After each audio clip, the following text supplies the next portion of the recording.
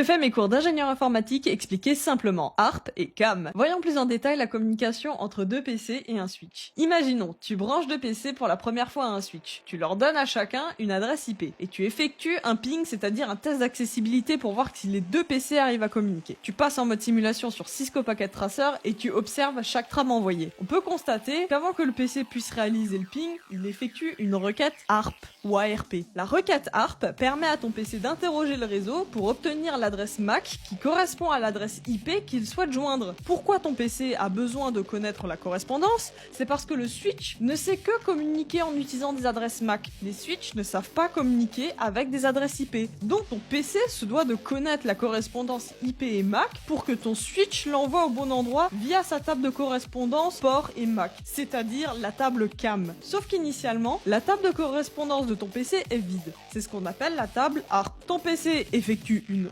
requête ARP pour compléter sa table ARP. Le protocole ARP effectue un broadcast. Ça veut dire que le PC va interroger tout le monde sur le réseau local via une adresse MAC de broadcast, pas une adresse IP de broadcast. Tous les appareils vont recevoir, si tu as l'adresse IP telle et telle, réponds à l'adresse IP telle et telle. PC2 va voir que PC1 essaye de le joindre, tant qu'à faire, PC2 va se noter dans sa table ARP la correspondance entre l'adresse IP source et l'adresse MAC source, puis il répond. PC1 pourra ainsi compléter sa table ARP et enfin communiquer avec PC2. Maintenant la pratique. Tu ouvres un terminal et tu tapes la commande ARP-A. Tu pourras observer la correspondance IP et MAC que ton PC a appris. Si tu veux t'amuser à voir l'apprentissage de ta table ARP, tu peux t'amuser à la supprimer avec la commande ARP-D. Sinon, fais-toi un lab sur Cisco Packet Tracer et fais la commande Show MAC Address Table sur le switch pour voir la table CAM. Je réponds à tes questions dans les commentaires.